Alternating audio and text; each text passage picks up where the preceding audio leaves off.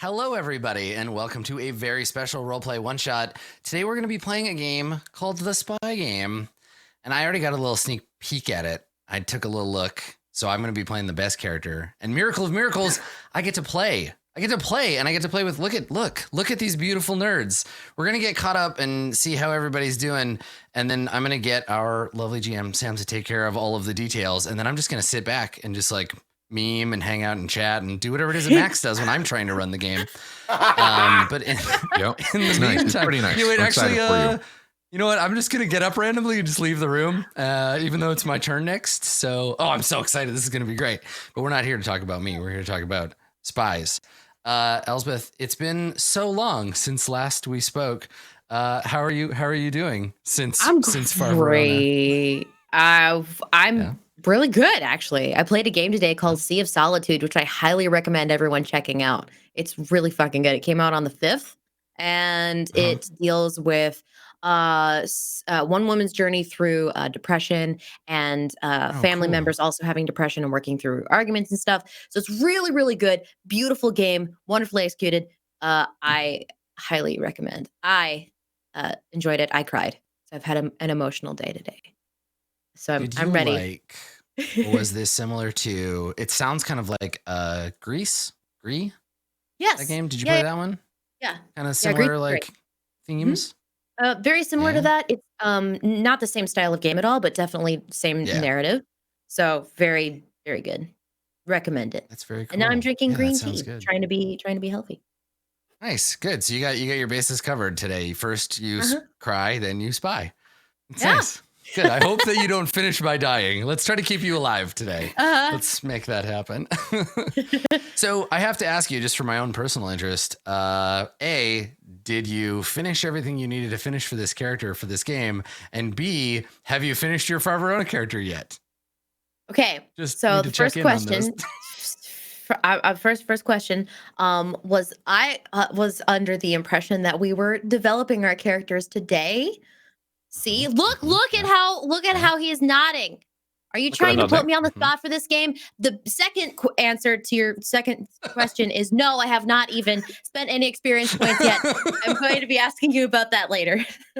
Okay, good. Yes, I will make myself available for you to finish your Farverona character for episode 2. It's like if we did a TV show and one of the character was like an effects shots, but we just didn't finish the effects, and so there's a character just walking around in the green screen suit.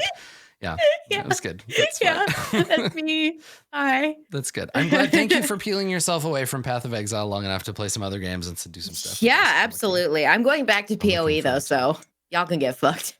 It's a great game. Yeah. I'm so excited to play more of it. Now we've gotten to play RPGs together before. We get to play in Mark Holmes' One-Shot, right? Yeah. That was a game that we did. Yeah, that was fun. And also Christmas with Cox. Were you a part of that? I was, but I didn't play in it. I was Randy in it. Some shit. What was this? What was his name? Targaryen. What kind of channel am I guesting on? What the fuck is this? so Jesse. Yes, so Jesse Cox, a good friend of the channel, does a Christmas episode. Up to speed now. I got it. No, that's the perfect response. Thank you. Yes, so no, I was in that as a character, but Jesse was playing me. I was not actually playing myself in that or involved in it in any meaningful way aside from being put into the game. So I think that kind of counts. That's good. Yeah. Okay. Well, Cox or no Cox, I'm looking forward to getting to play this game with you. Zeke, my friend, you saw a movie that I saw, and I disagree with your opinion about it, but not so strongly that we need to fight about it. You saw Spider-Man, and it didn't seem like you were that hype about it. Oh no! It's a good movie. Like, don't get me wrong. When I say like it won't crack the top 5, like that's a hard 5 to crack for the MCU. Like there's some stellar ass movies in there that I just absolutely love. And I like, how many movies are there? Like 25? Probably more than something like that. Something crazy, some huge crazy amount. And I said it would probably crack the top 10. I mean, it's a great movie, but it's a great movie when comparing it to all other movies. But as far as the MCU, like they usually hit like like at least doubles, if not home runs, like every time they come out to the plate. And this one was definitely like a double or a triple. Like it wasn't a home run, but it was a good fucking movie, and I enjoyed seeing it in the theater. And then there was a couple of moments in it where I was like, I know what that is. You know. Yeah. Okay. So we agree. We agree in that regard. I thought it was like pretty top tier for Marvel movies. Like I would put it in the top 5 for Marvel movies for me. I really enjoyed it, and I was surprised by how much I liked it coming out of it, because I didn't like the first Spider-Man that much. Yeah. Spider-Man Euro Trip. And I was surprised by how much I liked it. Yeah. National Lampoon Spider-Man Goes to Europe. I do think it felt like a bit of like a bridging movie between the two, kind of like, because this is the last part of this arc, and then they're going into right. Yeah. So yeah.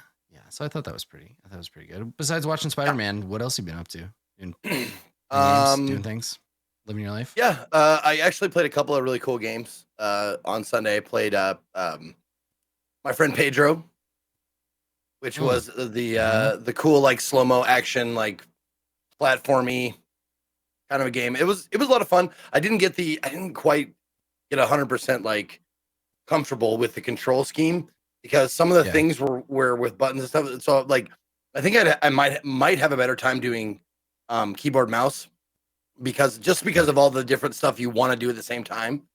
Because there's a lot of shit, like you want to slow-mo, then you want to jump, then you want to dodge, roll, like all this kind of shit, all in one like kind of movement. And with a controller, it's tough to do, because you have to like press buttons at the same time, and you do like these split shots where you have to hold down one and aim the other way and stuff like that. So it was kind of weird, but it was I could see how it would be like a lot of fun once the control scheme, like I could nail that down.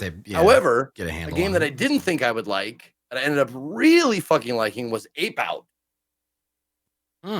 Okay. It's just an ape skit, like this you play this orange gorilla in this very minimalistic art style with like shadows. Like, you know how on D&D maps when you like go and you can see like the line of sight shadow and stuff? Yeah. It's just got like ray tracing and stuff in it. Yeah. Exactly. Okay. It's kind of like that. You can like you're trying to just escape from like whatever captivity you're in. And you basically like have two functions. You punch or you grab, and that's it. That's all you do. But it's the soundtrack, the intensity of it, like you don't have to kill everything. You just have to escape. And that kind of makes it like it ups the intensity and ups the stakes. I'm looking at the like some pictures from it. It looks like, what's that Miami Connection? That game? Hotline Miami. Like Hotline Miami. Miami Connection's the Taekwondo movie.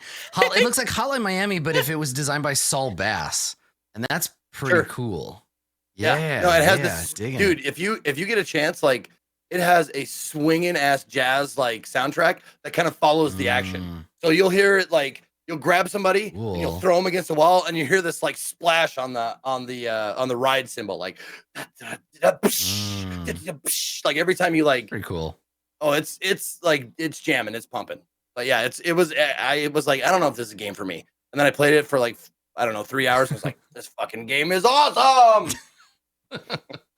Cool. Yeah. That's always a nice feeling when you kind of go in being like, I don't know, okay, I'm having a great time. This is great. Yeah. Sick. Cool, man. I'm really excited to play an RPG with you today, Zeke. Yeah, it's good. Is this our first time on this side of the table together? No, we did Grigori. Yes, March is Grigori one time. Yep. It's been forever. I totally forgot. That's right. I tried to make you do bad things. Yeah. So some things never change, I guess. Yeah. Sick. Cool. Oh, I'm excited. I saved you for last Max in case you had any like last minute preparation you needed to do. I know you've been, in the call. There's no prep for this. 25 minutes already. I know. Other than very minimal stuff. Are you excited to play a spy today, Max? Yeah, I am. Yeah. Indeed. Yeah. What have you been up to, my dude? Right before this, I boosted board up the road to grab a Red Bull because I forgot. And you didn't break any of your bones? No, I'm good. I'm really good. You're in totally, completely good shape. I'm so proud of you. Yeah. I feel like that happened. I feel your booster board accident happened like right after we met. Like I feel like I had just started following you on Twitter and then you like nearly died. Yeah. And that's happened so many times since we met. And I'm glad you're not nearly dead now. Yeah, but I'm good otherwise. Nice. That's good. Well, let's play a game. Let's get Sam. Sam, you want to tell us about yourself? Tell us about this badass game we're gonna play, and then guide us through the process of introducing everybody to our characters. All right. It's all Well, for you, those who don't man. know me, I am Sam Webb. By day, I sit behind the desk of the head of RPG development at Modifius Entertainment. That's a pretty long, self-important title, but I basically just like run the team there and basically make sure the games happen. And then burning the candle at both ends. By night, I've been doing this with a co-worker and friend, James Barry, who's been my partner in crime as we've developed the game and put it to Kickstarter. We started the Kickstarter on Tuesday, like last week. So it's just rounding up to the last week. And let me tell you, that is a week that you cannot prepare yourself for. The beginning and the end of a Kickstarter, speaking from experience, is always it's a little surreal. It's like that scene in Space Odyssey with the dude with the helmet and all the colors, and you're just like watching the internet. Yeah. Well, yeah, that's good, and it's going well so far. You're getting It's some good going really well response to so Kickstarter? far. Yeah, I mean, we've asked for a fairly moderate sum of money, like £17,000. Mhm. It equates now coming up with Brexit to like $20 million or something. But no, like so Right. You're the Weimar Republic now. If people want to buy a copy of your game, they need a wheelbarrow full of British pounds. That's good. That's fine. So it's it's not a small amount of money that we've asked for. So we're about 77% of the way there as of tonight, I think. Oh, wow. But it's actually going very well. We've had such a good response from people. Some people very excited, like yourself, having looked at it the other night.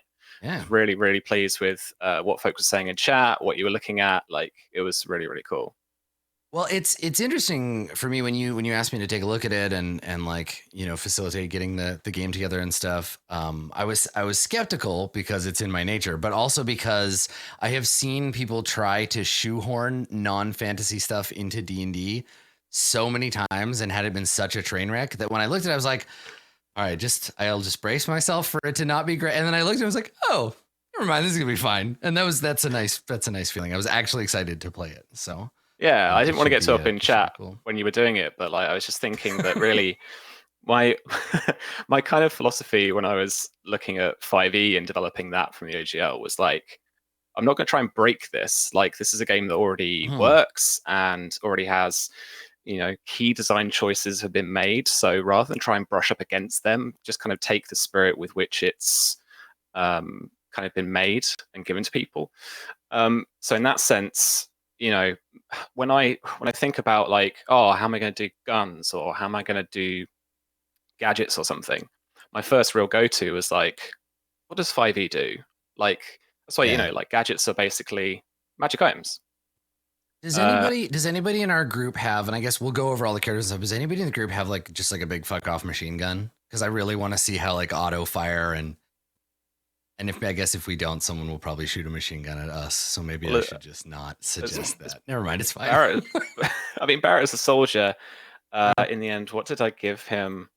I don't know yet. You have an assault rifle. I don't know yet. And a shotgun. Oh yeah, just for that John Wick goodness. Max, I've taken Max, I'm gonna stand behind you the whole game. So there's the version of the game that we're playing is a quick start version. Is that correct? Or are we playing a modified version of the quick start? So this is an original. I've taken some time over this. I think it's the most prep I've ever done. So this is an original mission. And part of the thing we did within the first few days, I think, of the Kickstarter was we realized that because there were quite a few of these actual plays that were going on over this kind of month, and we've got actually some more than we thought coming up. We thought, well, actually, let's kind of write them up a bit, and then let's actually send them out to people as kind of an exclusive. So we're going to have stuff like that coming out for people. So this will be available at some point as something you can just kind of play to back us, So I've played a game with Sam as the GM before. I did a game of I Things from the Flood. And That cursed game. you're not allowed. Yeah, you're not allowed to come here to my house where I live and show me up.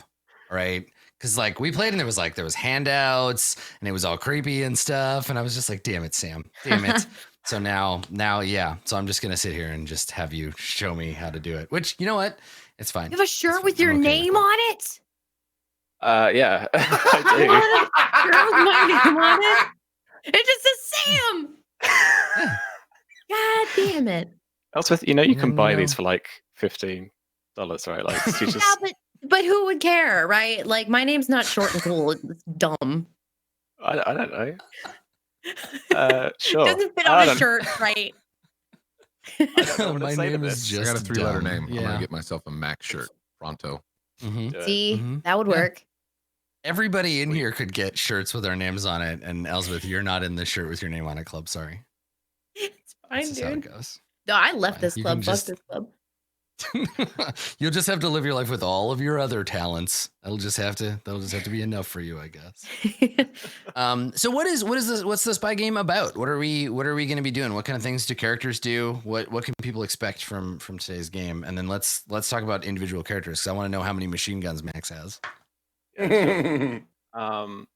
So I've always loved the spy genre, like kind of action or like really kind of, whiskey drinking noir style kind of espionage, where it gets really kind of hard boiled detective style stuff too. Grew up watching James Bond, like that a lot of people do. And then enjoyed playing like Spycraft and stuff when I got the chance, like a few years ago now. And I've really wanted to like see that back, that kind of representation for the game in terms of role-playing games. So I started this, and the idea is that it's really a bit of a toolkit for people. Obviously, based on 5e, it's going to be very good at doing the kind of combat-y stuff. So doing very they call kind of like wet work style stuff, where you actually go and do stuff on missions. Like, if you catch it with the news and stuff nowadays, a lot of espionage or a lot of kind of like clandestine operation stuff isn't very hands-on. It's all kind of like, like hacking teams in like Russia. Wouldn't be much of a role-playing game if you played 7,000 Russian teenagers in a bot farm somewhere. Like, that's kind of how that goes in real life. So less fun. Yeah. Maybe there's a role-play game in that, but it's not based on 5e. Let's be fair. Yeah, definitely. Right.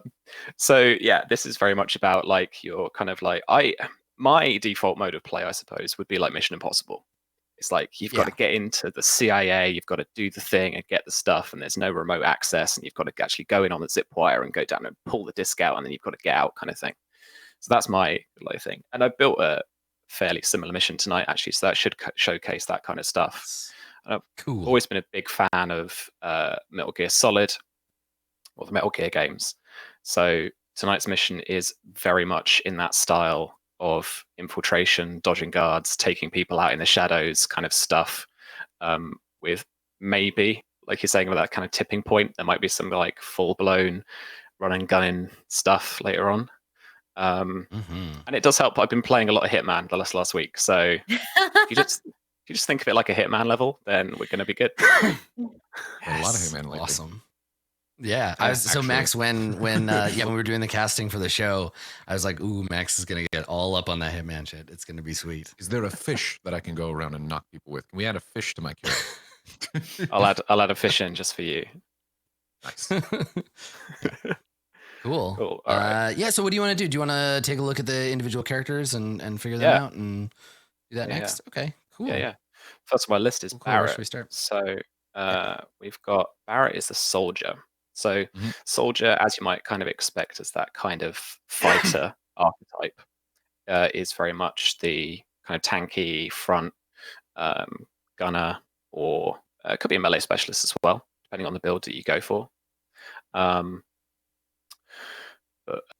Thanks, JP. We're having a look at on screen as well. But Max, you can have a look at down here as well for it. So all your stats are very much similar in terms of 5e. You've got strength, dex, con, intelligence, wisdom, charisma, all those kind of cool stuff. You've got a few different skills though. So if you look right down towards the bottom, I mean, Max, you're not a great example for this because the soldier doesn't have it's much more combat focused. Not really the skill monkey for this. But again, you guys have got a little That's great, handout at though, the for top me. Means I for don't how have to use to character manage all sheet. that. Yeah, there you go. Yeah, it's true. You're But- Berg again. You're Cyberg. It's fine.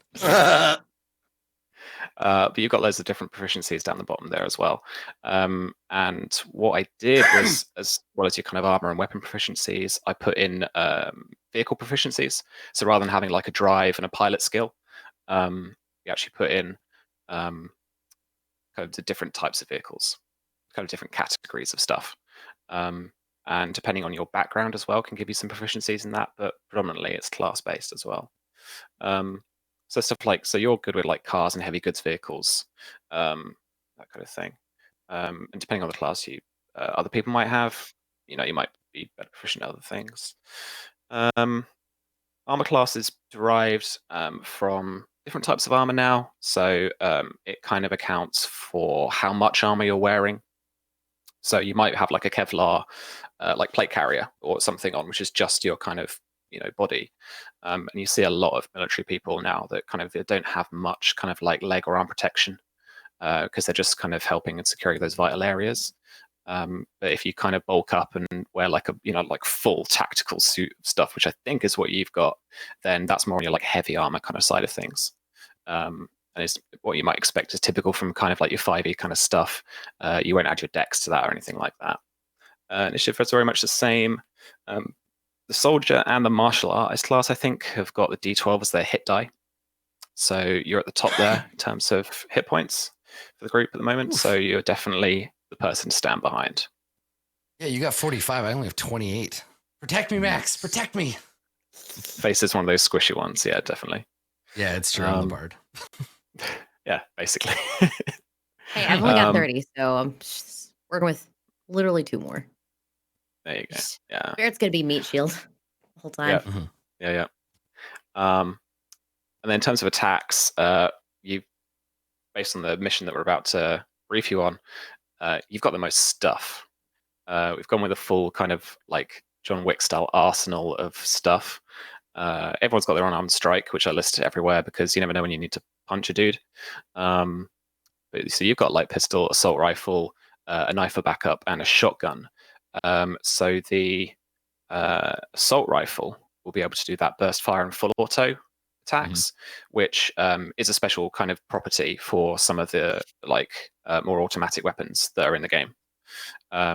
So the burst fire, if we take a little look in the actual chat menu for the game, we've got the it's basically like spraying a kind of little 10-foot square within your range, and then each character, doesn't matter who they are, needs to make a DC 15 dex check, otherwise they'll take the damage. So it's like a little burst of fire. I'll be hitting Adam in that 10. Yeah. Good to know. There you go. And then full auto, if you really wanted to like just mess everyone up, then basically that's a cone of fire. And then everyone again has to make that DC 15 like dex check. Otherwise they're going to take that damage. Gotcha. Yeah. Cool. It's an advantage though if they let me just take that random one out I just added. Nope. All right, whatever. The bit long range like have advantage on that though. I like that full auto and burst fire are saving throws instead of attacks on armor class. So if somebody has like heavy armor, you can just hose them with bullets to try to get them down. Yeah, and the payoff is ammo, right? So all the ranged weaponry, apart from like still if you're using like a bow and arrow in this day and age, like compound bow or something, it's different obviously. But in terms of guns, we've got like clips, and they'll have a certain amount of attacks rather than bullets. I wasn't into the bullet counting, I'll be honest, and I think it's a bit quicker and much more fun for people, generally a more casual player, to just be able to be like, well, I've got 4 attacks with this rifle before I need to reload it. And then, so since we're playing a modern game, chat, if you want to argue about whether it's a clip or a magazine, just get that out right now so that later when we say the wrong thing, you will have exhausted your pedantry. We're good. We know they're different. Okay, we know. It's fine. They're not the same thing? Chat will explain it to you, Elspeth. Don't worry do about it. it. They'll do it. They'll cover it for you. oh man, There you go. We'll just let them do their thing. yeah. But then we'll come to some of the background stuff for everyone just a little bit later. But you've got a pretty hefty amount of class features here, because I rolled everyone up. I wanted to be heroes, so we're all like 5th level. So we're all going to run around and shoot people and Nice. Well, steal try to be steal heroes, and people then from corners and stuff. Yeah, you may and still then play ineffectively. So disaster spies will take over. Yeah. It's already a thing from like the beta and the streams I've been doing. Disaster spies. This is a real thing. So your training is in automatics. So when you make an attack with burst fire or full auto, each target you make an attack roll against must succeed a DC 10 wisdom saving throw or gain the frightened condition. So that's basically like they run or they get pinned kind of thing. Just so that you basically hose them down. It's a bit more kind of intimidation tactic as well, which should help you out.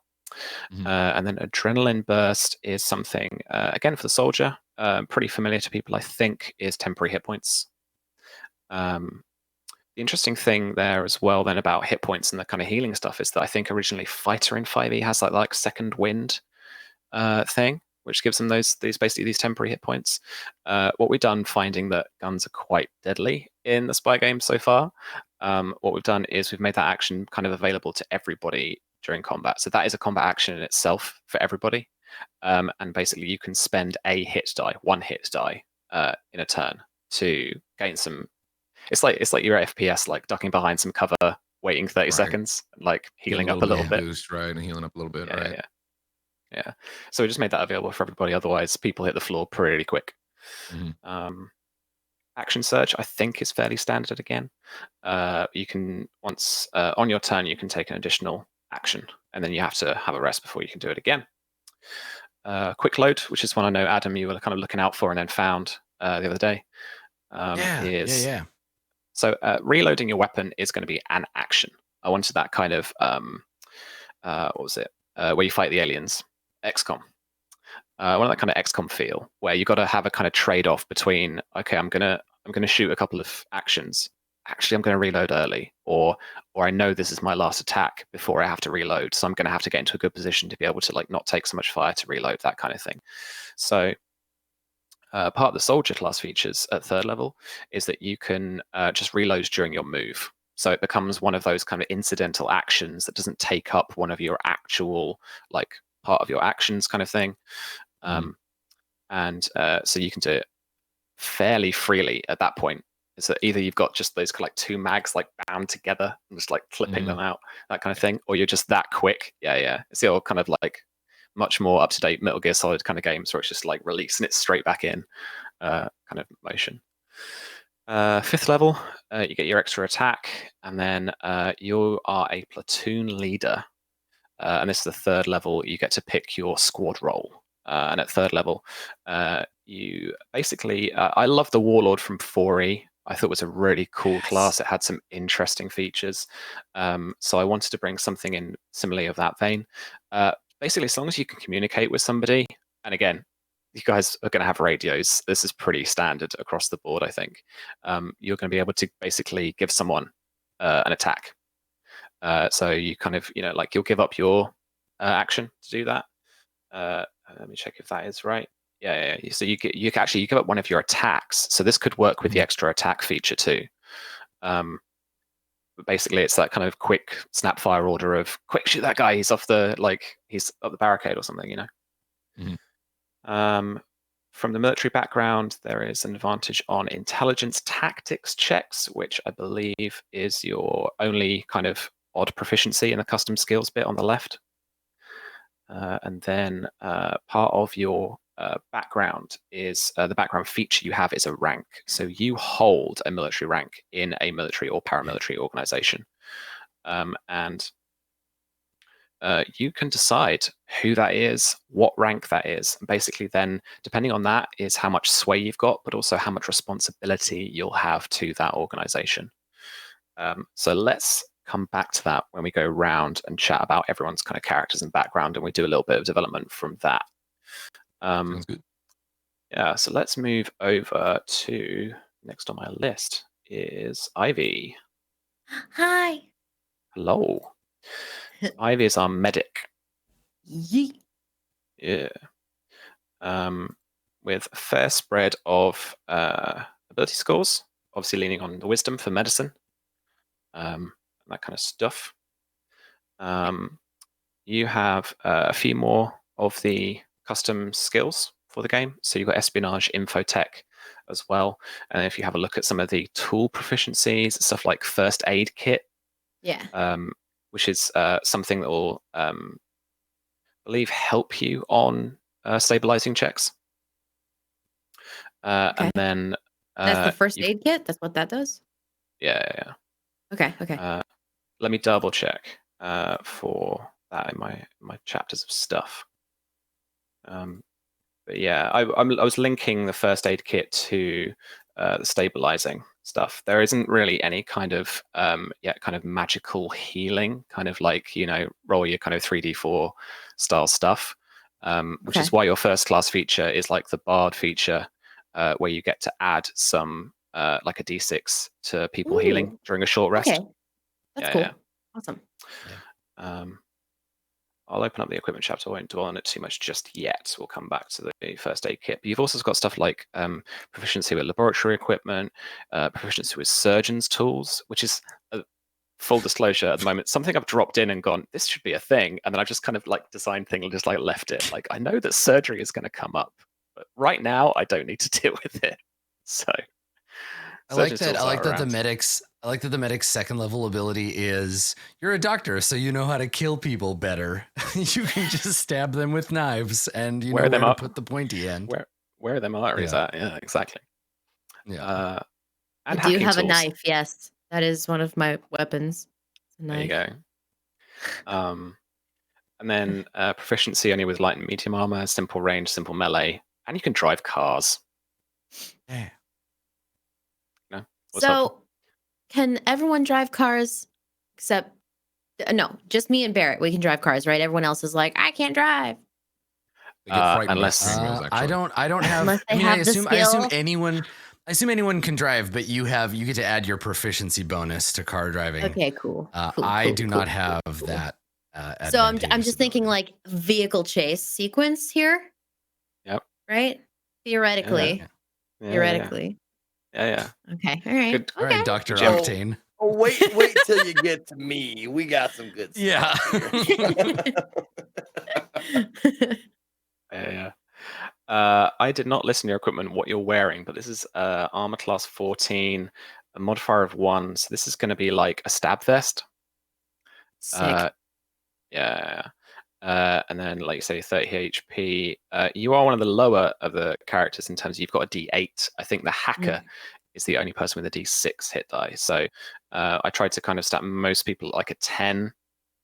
Again, some to kind of counter some of the more deadlier attacks from firearms and stuff. You are here to help people. So you only have a light pistol and a knife. Right. So I have like barely anything in terms of actually being a threat, right? You're literally a doctor. Wow. There's an oath that you have to swear when they make you a doctor. Some shit, like something. Can I have like my knife is like a now coated like a sleeping agent?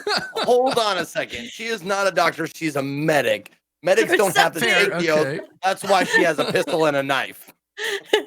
That's very true. You're not necessarily a doctor. No. It's a medic job to heal and not to hurt. Okay, I pledge myself to the healing process. I won't hurt anybody on purpose. He just fell into my knife, officer. Yeah, exactly. I'm sorry, Hippocrates. It wasn't my fault. Whoops. I think you'll find ideologically I was a better person. And then first aid is that lovely healing song or whatever it's called. I forget. But you get an extra D6. You get to lend someone or yourself an extra D6 hit points on a long, short rest. Diagnosis is basically you can look at a person and go, "What's wrong with them? Why are they yellow?" And I'll go, "Jaundice," and you'll go, "Cool." Everyone else. Can this happen at any point, or do I have to like spend it somehow? So you can identify the so this is most of it's I think GM discretion, but providing you have time to examine somebody and making a wisdom medicine check. Like if it's obvious, I'm not gonna like if someone is yellow, I'm gonna be like they got jaundice. Yeah, Like, Well, you I see, just the noticed the problem is- discretion of the GM right there too. I was like, oh, okay, duh. But yeah, Yeah, Problem is his arm's off. yeah, exactly right. This It's a guy's been flesh shot. wound.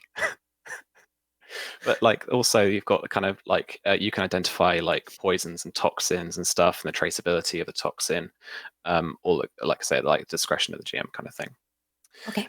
And then we have Stabby Medic, which is a second level medic class feature, which I'm totally going to rename now. It's a good face. Yeah, yeah. Well, I mean, that's great. That's great news. Yeah, you know, Stabby you know medic. what, where their vital parts are. So you stab the vital parts. Whereas, Zeke over here is just going to be like Oh my flailing God. wildly at people. Of course. Yeah. Oh my God, Right. dude. Sick. Okay. 5th level, we have potential answer to resurrection, which is resuscitation.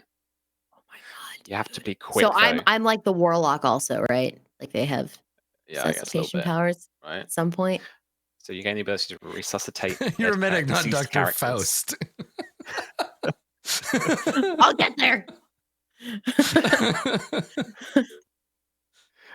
So in one of my many, I'm definitely on a list. Google searches. It, Yep. six, Yep, that's real. 6 minutes is your window to get to people. Oh fuck. There you go. So like if so if they've been uh, dead for less than 6 minutes, over the 6 minute mark, they're toast for sure. Pretty much, survival rates start to plummet very quickly. You can still Um, eat them safely if they've been on the floor for less than 6 minutes. It's a 6 minute rule. Mhm. Okay. 6 minute rule. All right. But if you bring them back to life, they are not stable and they are on 0 HP and they are still making death saving throws again. Sure. Okay. Yeah. Back up, All right. back with like a clean slate, Chemistry. So this is why you're on this mission, and we'll learn about that a bit, chat. From 3rd level, you are a biochemist. This is your specialization. So this is like your subclass. You can create chemical compounds that can affect the body. Given the right tools, you can create medicines or toxins and poisons, nerve agents, other chemicals and stuff. You are this specialist. And yeah, kind of at the discretion of the GM at the moment. We haven't got a whole big tree of like kind of artificer style stuff, but at the moment I've got this, I don't know, banana or something. Can I make something with this banana? Like, sure, why not? So just It like turns I out can he just be wasn't like, shot, all he right, was just cool.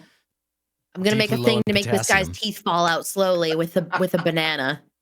Now Yeah. talk Just to do me that. with the banana. Right? What about pointed sticks? I'm so I excited. took that. I Like, took that do class. I need multiple ingredients to like make deadly banana juice, or can I just do like I make something from a fucking banana? I 'Cause, mean, like I'm specialized, right, in that yeah. area. I mean, yeah. I mean, I would Google it maybe and tell me what you can make out of a banana. Okay, I mean- I'm gonna Google raw banana real quick and see if I can. Obviously, They're like, already I have- slightly radioactive. That much I know. I have like 300 bananas. I can give someone potassium poisoning. Can I do this? I'll be like, sure. I was picturing more like the worms, like Armageddon, like exploding banana. It's a very powerful weapon in the worms game. Well, so I The mean, rest this of- this is the kind of question that is important to set out as like a tonal point for the group and for the campaign, right? Because in some campaigns, an exploding banana is completely appropriate if you're doing like Austin Powers, but if you're trying to do Tom Clancy's exploding banana is not so much thematically appropriate. So like, Right. yeah, I feel like this is the kind of thing that the GM and the group would like decide together. Yeah. Right? Yeah. So this mission is, Mission Impossible come Metal Gear Solid with a tiny bit of Hitman. So slapping people with fish, knocking them out that kind of way, may be slightly appropriate. I don't know. I don't know about banana death. I'm not sure about banana death. Right. Well, I'm stoked about it. All right. And your background is in government. So being familiar with security software and the structure of government servers, you can re-roll intelligence infotech checks whilst using computers that use a government issue operating system. So that's what So- I did in the government. I was a security software officer or something. If you want to be, The thing we can, so the thing we can do with everyone is figure out a little bit about backgrounds, figure out who the characters are, in addition to like what they can do. But just it might be just that you know what the government medical operating system's like. I've used this database before. It's rubbish. You have to like refresh it 3 times and like make sure you hit the enter key on the right field and stuff. That kind of stuff. Okay. Basically. Right. Okay. Cool. Alrighty. That was pretty much Ivy. And then next we have Zeke. This is null set. When they load. So this is our technician. So there is a bit of crossover, but there's also quite a clear distinction between technician and hacker. So hacker is very much about the software and the kind of online stuff that's involved. Technician has a little bit of that. They can do that, but they're more about the hardware and the gadgets particularly. And you being a gadgeteer technician as well, really was where your skills are going to lie. So pretty high intelligence in terms of that, because a lot of your skills rely on that. And you might be able to see down in the tool proficiencies and custom skills, you've got stuff like espionage, infotech, which is all computers and telecommunications stuff. You've got mechanics as well. So that's all about fixing or sabotaging stuff. So how does that was my big question was, how does one use those tools? Like, do I ask, like, would this be a proper situation for an infotech tool? Is that something I ask you personally, like as the GM? Yeah, totally. I mean, like infotech is you kind of using computers and manipulating computers to do what you want. Whereas hacking tools themselves kind of do that for you, or a little bit like spellcasting, in that sense of there might be a spell, so they do a thing, and then you either get to roll some damage, or there's a dex, there's a save, or something like that, or you make an attack or something like that. It really depends on the tool you're using. What I've noticed is this class is like a sorcerer class that has like it has tech points. I could spend those tech points to speed up an action, to use something as a bonus action, to make it do more damage, that kind of shit. Like your sorcerer, I can't remember what those are called, but I think they're just sorcery points. Meta magic. What are those points that sorcerers use in Dungeons and Dragons? They got a name. They're only sorcerers can use them. They're points for sorcerers. What do we call those? Meta magic is what I was trying to think of. Sure. God. I'm not any better when I'm a player, Zeke. I'm sorry. I know. I've noticed. Anyway, I'm sorry. Please, Mr. Webby, if you would continue. Oh, we're good. Cool. I think you're wearing like tactical armor as well, because you have all of the armor proficiencies, pretty much all of the weapon proficiencies, pretty much all the vehicle proficiencies. Yeah, dude, that's what I was talking about. Like, I got motorbikes, I got cars, heavy shit. Like, if it has a motor, I can drive it. Yeah, I gave you helicopters too, so they get to pick the I think the transporter gets to pick one of the others. Yeah. I didn't notice. Yo, holy shit, helicopters though. 33 hit points. You're not too bad at this. I wanted the technician not to be like nerdy, Q from the recent Bond films. I wanted them to be like a specialist. Like one of the subclasses I want to stretch for. I haven't fully developed yet. Is like kind of like I was gonna say bombardier. How old is that? Like a demolitionist. Oh sure, yeah. I'm a bombardier. I honestly realized this was a role-playing game about the Boer War. Thank you. Yeah. I picture the technician like that's kind of what I modeled. Like that's why I'm wearing this kind of sort of outfit. Is I kind of pictured the Emilio Estevez. I mean, he doesn't last long, obviously, in the very first Mission Impossible, but like that kind of like technician. He's in the shit, like fixing stuff and doing stuff, like as the mission is going on. He's not like off to the side. He's in the middle of everything doing shit. Have you added this dark gun sedative, or have I? I did. Okay. All right. Zeke gets asked that question or not. Where did you get this dart gun from, Zeke? No, I switched from mini grenade to dart gun based on his description of the mission we're doing. So we want to keep it quiet as long as possible. And the grenade is loud. I have enough loud shit in case shit flies off. But if we want to keep it on the DL, like the sedative dart gun, like probably seemed like the best choice. All right, cool. If that's okay with you, of course. Yeah, absolutely. Okay, cool. You've got a light pistol, combat knife, and it's the same as any knife, to be honest. I just spent halfway through writing it's just like combat knife sounds cooler. And then submachine it gun. has the serrated on the end, like the one side. Yeah. Got a compass. You know what I'm talking about. There you go. Yeah, dude. Rambo, dude. Yeah. And then so the submachine gun can burst fire as well. And then so you popped in all of your inventory stuff. That's cool. And then 5 tech points at 5th level. And then I wanted to. This was also part of the reason why I went up to 5th level. I think was because I wanted to actually show off some of the technical wizard stuff that the technician can do, and they don't really get any of the actual, like you say, the meta magic stuff until they hit 5th level. Just before then, it's really just about kind of creating more slots for gadgets, or adding more tech points by kind of removing gadgets from what they've got in their arsenal, kind of thing. Yep. But let's go over a little bit of what they can do. Technical services is used. So basically, with every mission, the dynamic really changes up from kind of an adventuring party who are going through a dungeon, who are finding stuff as they go, who are like, oh, there's a +2 shield over there. It's like listening, whatever. It's much more about like, we know we're going on this mission and this is our objective. How do we gear up for this? What are we going to need? So the technician is really the class that comes along and goes, well, permanently, I've got like Open's coat, like I've got these things, and these are my personal gadgets, and they go with me everywhere. You know, they're all named things, like they've all got names. And so basically, you get to pick some of those, and I think 5th level, you got to pick 4 gadgets from the chapter. I picked. So maybe we, I picked the biochemical analyzer for this particular mission because of the sarin. I picked the contact mic, and the contact mic is basically you contact it to like a wall, a door, or something, and you can listen to what's happening on the other side of that wall or door. I picked a radio jammer, and the radio jammer is just in case, like, we're not sure if this mission or this particular part is going to go quietly, so they can't call for backup. Jam their radios, and this takes place underground, so they're going to be using radios more than cell or Wi-Fi. I would imagine. So I picked that, and then the dart gun sedative obviously is for clandestine shit. Like if we want to keep everything hush hush and like go to sleep. Shh. So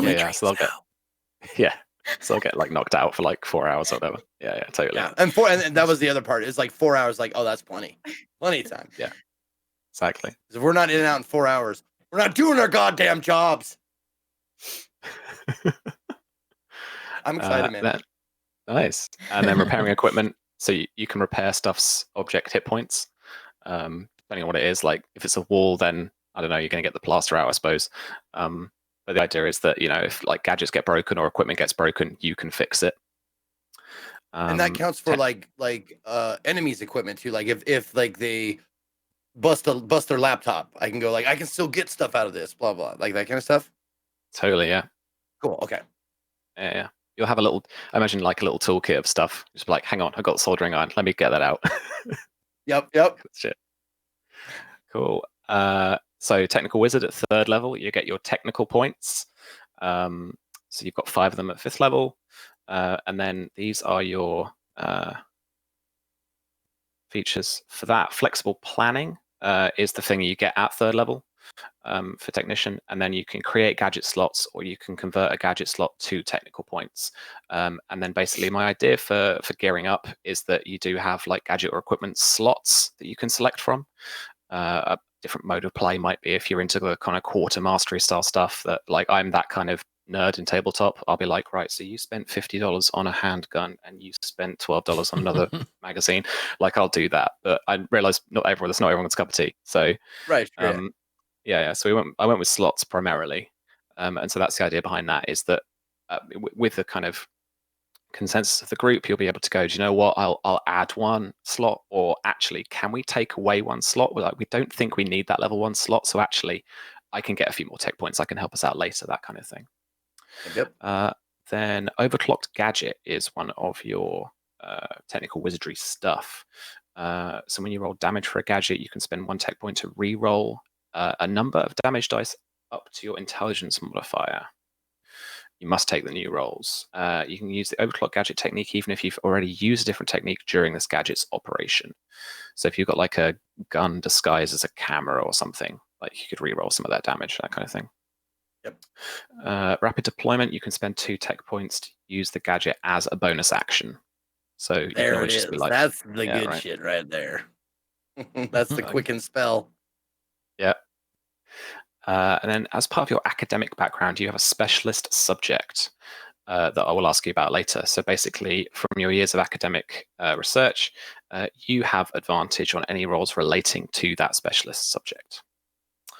And any basic questions you might have for me, then I'll just be like, yep, it's, what was I say earlier? Jaundice. Yeah, sure. Like, you know, it's the look, and you Banana can just grenade. kind of see Got things. Yeah, exactly. Yeah. And Banana then nade. your Banana? yeah, Banade. And then at second level, you pick your like archetype, and that's Gadgeteer. So when you choose this technical expertise, select one tool proficiency granted by your class features.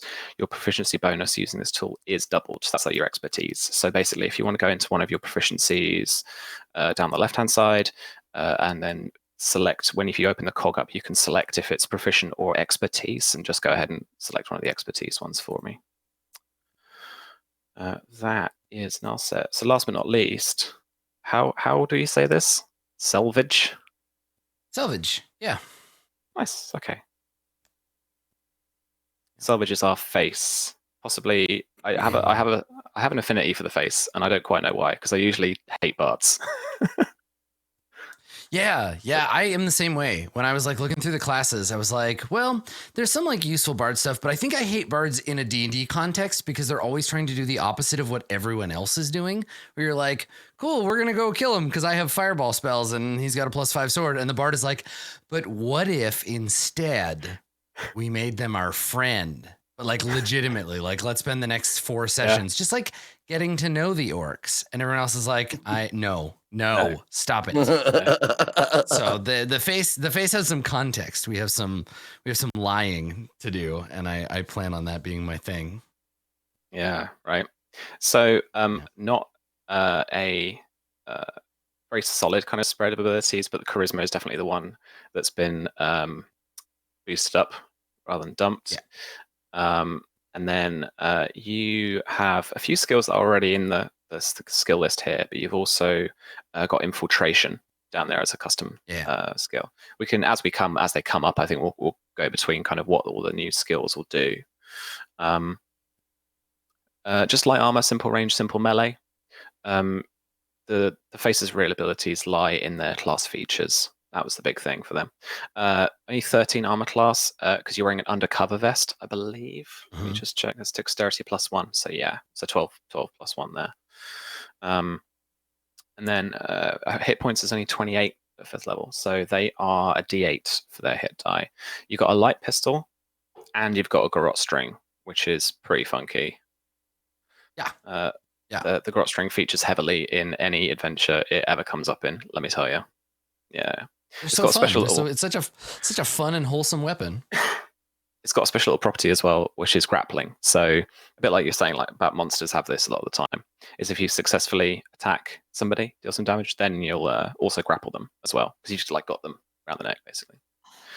That's okay. Disguise kit, thieves' tools, all that kind of good stuff. And then first level, you've got some cover identities. So you have multitude of like working identities, which is some cover that you have, and these have real practical living conditions. Like each one has like a house somewhere, possibly a family, like depending on how like kind of gray or dark you want to go with things. And you got to have a blade of relationships to get between you and the bad guys. Yeah, right. But then all their documentation and stuff, it's all backed up and it's all basically real for like 99% of like border patrol and stuff, it'll be very hard to prove that you're not these people. At 5th level, you have 2 of these cover identities as well as your own identity. Right. So we'll come to those when we go around the characters in a sec. And then one of my I'm quite proud of this one, particularly this class feature. I love this. This is a theme. Some real proper field craft going on here, where it's basically you establish a pattern of behavior in a public space, and it allows you to safely observe or blend into a location. So basically, you make an infiltration check, which is based off of wisdom, but then you also add your charisma bonus to that check, and then your ability check also becomes the DC for people to be looking for you. So it's like social stealth, right? Instead of like being inconspicuous and being a part of an ongoing thing and not standing out, rather than like hiding like a ninja. Yeah. I think it'll depend a little bit as well on kind of clothing or disguise and stuff, but certainly like context, a theme. Yeah, totally. Like a theme could be a very easy theme could be I'm a tourist in a city. So I just get a map out, like have a look on your cell phone for like a Google map of the kind of the area, taking selfies or taking photos of different places, that kind of thing. Or it could be something like, actually I'm a waiter here at this party. So as long as you've got the kind of right clothing on, you could totally set up a theme for that. And you basically, not only does it allow you to blend in, but it allows you to actually scope out the area. Basically kind of what's the kind of burglary term for that? It's like casing a joint or something like that. Casing the joint, yeah. Cool. And then good old jack of all trades comes in. So the face is also fairly kind of skill monkey. They can kind of lend their hand to most things as well. So that's classic, adding half your proficiency bonus to any ability that doesn't include it already. And then friend at 3rd level, I pick the master manipulator. So this is the kind of like Darren Brown kind of mentalist, has amazing ability to kind of cold read people and all that kind of stuff. So you basically get a kind of charm effect at 3rd level. Obviously never going to be kind of magical in befriend or anything like that, but it basically, exactly what you just described with the bard, like giving the right amount of time and setting and stuff, you can befriend somebody, so you can lull them into this false friendship. And then basically any further saving throws they have against you are at disadvantage. Any charisma checks, again, a +2 modifier. So it just makes them much easier to dupe, Yeah, cool. I'm excited. Special advantage for you for the criminal is dexterity saving throws. And then for the criminal background, you also got escape notice. So it's during a chase scene as a bonus action, you can make the hide action. So this is a fairly kind of standard thing. I think this is from Rogue originally, maybe. But I popped it in the background for criminal. So it could be that any class could take this. Have a cool time with it. Cool. All right. Those were the classes for everybody. So I want to go around and ask about people's actual backgrounds. So in your character sheets, you've got at the top right, we've got a few different things. So instead of personality traits, we've got double life. And then instead of flaw, we've got the secret. So your double life is who you are outside of the agency. What is your life outside of the agency? And that could really be as important as you want it to be. The two contrasting things I talk about are like Alias, if you ever watched that back in the day, where she's like an undergrad student and she's got all these kind of responsibilities at college going on, and she's just lost her fiance and stuff, and it's like she's going through some shit, and she also has to be a spy at the same time. So there's loads going on. Or when we find James Bond, who I think it's like Skyfall, where he basically gets fired. I mean, there's probably a few movies where he gets fired, but Skyfall's that one. Yeah, Skyfall's that one where he's like, I have nothing else, so he just goes and drinks for 3 weeks. Do you know what I mean? So it all depends for you guys, how much you want it to play on the actual what would be, but probably like a campaign or something, and then secret is something that only you and maybe a couple other people know. It's some real out there kind of stuff, but you know it to be true. And this kind of stuff, both the double life and the secret, can definitely be used against you if ever you're captured or missing an action or something. And it's definitely that kind of GM's you're giving the rope for the GM to hang you by. So that kind of creative, kind of cool stuff. So let's go around. I'm wondering if people would use that secret when you go in for a job interview and they're like, tell me your biggest flaw, and then like just kind of word it in something like that's actually positive. Like, what's your secret? Right, exactly. It's like I have too much money. I'm just too effective at everything I've ever done. It's such a dark secret. All right, well, let's go around and figure out who these characters are. We know what they can do now. We want to go around individually and ask a little bit from people. Elspeth is on my list. Let's start there, if that's all right. Yeah. Mm-hmm. Yeah, cool. All right. So in terms of Ivy, what is your double life? Who are they outside of the agency? Ivy. Okay, can it be something, I don't know, kind of lame? Okay, not Yeah, sure. lame, but I'm saying lame as in like it's not exciting, you know? Yeah. Okay, well, Ivy really loves gardening. Ivy tests a lot of her medicines on her plants. So she keeps like a giant greenhouse in like her little cottage farm area. Because she's trying to live off the grid, right? She's like, okay, you know what? I worked in the government forever. Now I'm like really trying to just tend to my plants and my chickens, who I sometimes test on, but mostly my plants. So she's got like all of these salves and everything that she's like, trying to go like the what is that word for doctors? Homeopathic route? Is that it? Where it's like it's trying to do more natural, But yeah, she loves gardening. So she was a doctor and she's trying to become not an actual doctor. She's I'm glad you said something, Adam. Sure. She's trying to go like, very like crystals everywhere and just like, okay, well, now here are all of my beautiful plants. I'm going to talk to them every day and, practice astrology and all this shit. Because, now she's getting into like the other like side of things. Because as she's getting a little bit older, she's like, she's getting up there, She wants to be more spiritual, maybe a little bit more connected to shit. And now she's like finding out that there's more to life than computers and hacking. Sure. All right. I love it. Now she's just becoming like this hippie, I guess. Yeah, I like that. That living off the grid thing was the hook for me, I think. She's trying to live off grid. That was cool. Right. I like that. Yeah. So in that sense, what is your ideal? This could be political if you wanted to make it that. This could be just kind of like sociological. This could be to do particularly with your vocation, being a doctor or medic. This could be to do with, your ideal as a spy. Kind of anything like that, really. Maybe it's changed now. Maybe based off the fact that she's starting to live off grid and she's getting a bit more spiritual.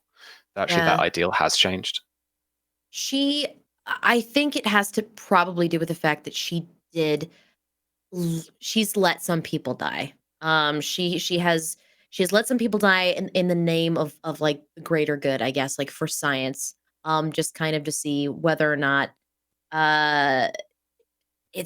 she's trying to, I guess, regain like some sort of ethics, like code of ethics, because she really wasn't terribly ethical when she was more of a doctor and part of the government and everything. She was very like, well, I should just we'll just test this out and we'll see if this medicine works. And if they died, it was like, oops, that, well, you gave your body to me for science, so sorry about that. She was also very experimental with her with medicine. And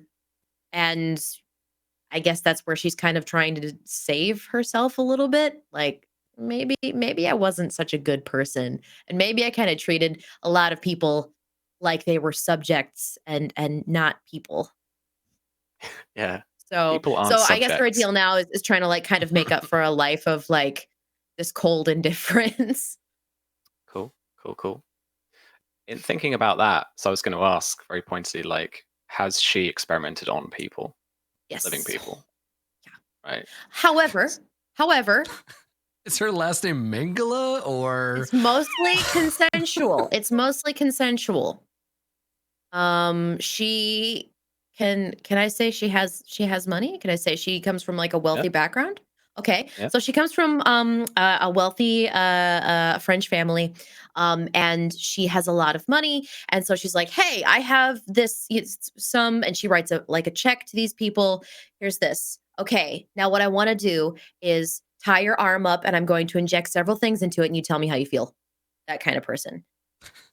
And then she Right. writes everything down. So like she's journaled, she's written several books for herself. She's never published anything because obviously, if this gets out, yikes. But she has experimented on people, and it's been mostly for money. All right. So in So. terms of that research that she's done, what is your secret?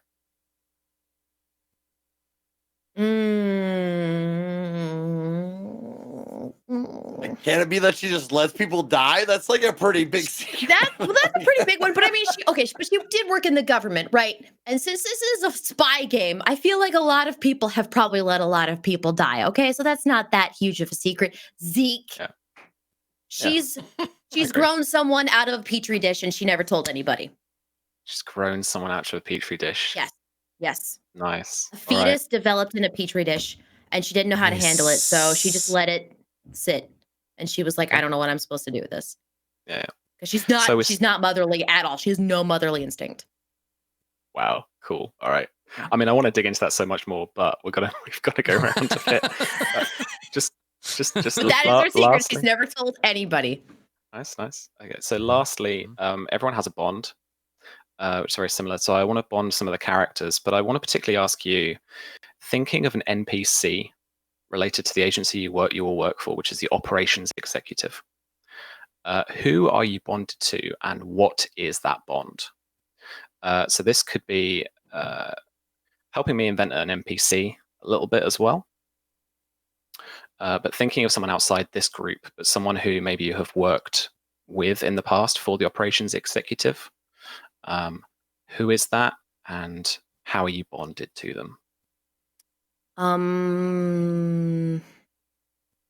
Okay, so his name is Dave, but he doesn't actually work at the government. He doesn't actually work in the office. He's the water cooler guy. So he brings in like the water cooler, but one day he saw her hiding several syringes in her jacket. And he was like, what's going on? What's going on here? She's like, listen, Dave, okay, I'm going to tell you this, but you cannot reveal this to anybody else. And Dave's like a super trustworthy guy. So Dave like knows all of her secrets. Like one day they were like, okay, well, at least now you know the syringe part. I guess I could tell you about like, me and what I've done. And it turns out Dave is not so innocent either. Like you might think he's just a water cooler guy, but he's not. Like Dave stole from like a Salvation Army once. So that's Dave's big secret. And Ivy's like, oh, you sweet summer child. So she kind of like, indulges Dave a little bit. But that's her connection. Is Dave the water cooler guy? Okay. Mm-hmm. Cool.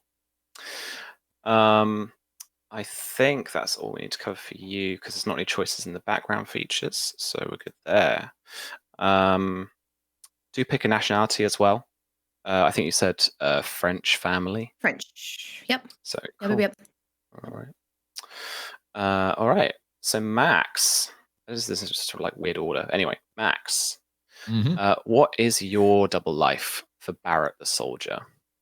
I'm thinking something along the lines of he's a bartender, owner of a shitty dive bar. Used to be in the Marines as a gunnery sergeant, so that takes care of rank as well. Not active, obviously, in that anymore, or unless I have to be, depending on the description. But on call for special ops kind of thing. I don't think you ever lose a rank, do you? Unless you're yeah, that's what I'm saying. Like I'm not charged. This might be surprising. I'm not a Marine, and I don't know how the structure. I don't want to alarm anybody, but I'm not really a half orc in real life, so I'm not also that as well. Just want to make it clear. So that's kind of what I'm thinking. Cool. Sort of a dive bar. I like it. It'll make sense too when we get to his ideal. All right. Which is what is his ideal? I think this works as I just said. He's good at two things really: drinking and killing. Pay him to kill, and he'll buy you a drink. All right. Sure. Hell yeah. Cool. All right. What is your secret then? What's the one thing that you know? So people don't necessarily. Are we just sharing all of our secrets, or is this possible to? It doesn't matter to me either way, but it might be a little. They're probably not going to. they're probably not going to come up, to be fair, unless you want it to like Sure. be related Alright, to what well, we're doing and somehow um, message me somewhere. I don't know. I'm just gonna put it out there. We can just leave the secret there since we're doing a one shot. Yeah.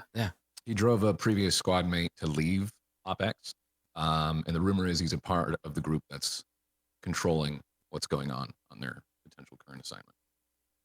Okay. Nice.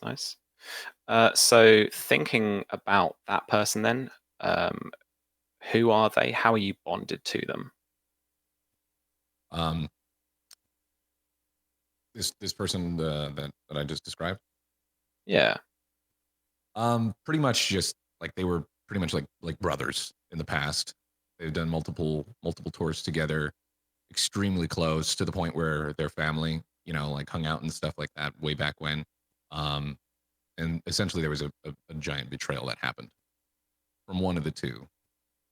One says it went one way, the other says it went the other way, and there's dispute on that point, but it's not really brought up obviously because he doesn't like to talk about it. Some people, there's rumblings of people that kind of like, did you hear that this happened? Like that kind of thing. Yeah. And you drove the guy out of service. Yep. Oh, all right. He was no longer able to be effective in his mind, so Barrett made Yeah. sure that he was no longer part of the organization. All right.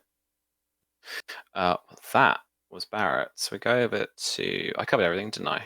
Secret bond. Yeah, cool. Adam, for Salvage, what is Salvage's double life outside of the agency?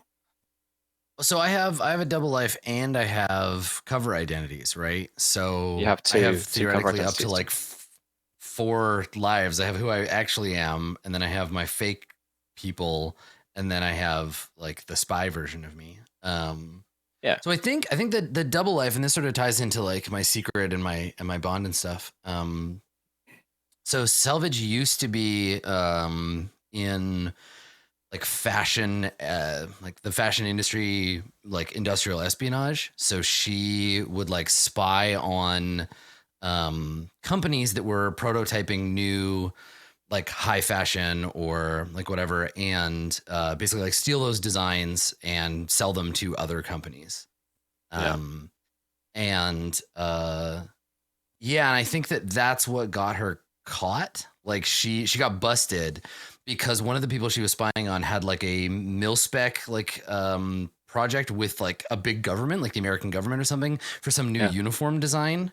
And the government caught wind, and that's how I got caught up in all this spy shit, because it was like she stole from the wrong people, and they busted her, and so because she's pretty good at getting people to give her information she shouldn't have, it was one of those like, well, you can go to jail forever, or you can work for us now. And so she became like an intelligence like agent for the government or for OPEX, and then kind of like led from there. And so all of the other like double life stuff tends to be sort of like adjacent or related to it. So like either connected through like fashion or like art or whatever, but it gives her excuses to move around a lot, to make new friends, to get into like places of influence, and then bail out. But she's not embedded in like the spy world, like traditionally. Like she doesn't know a bunch of diplomats and stuff. Mainly her life comes from that like fashion and then from stealing other people's ideas.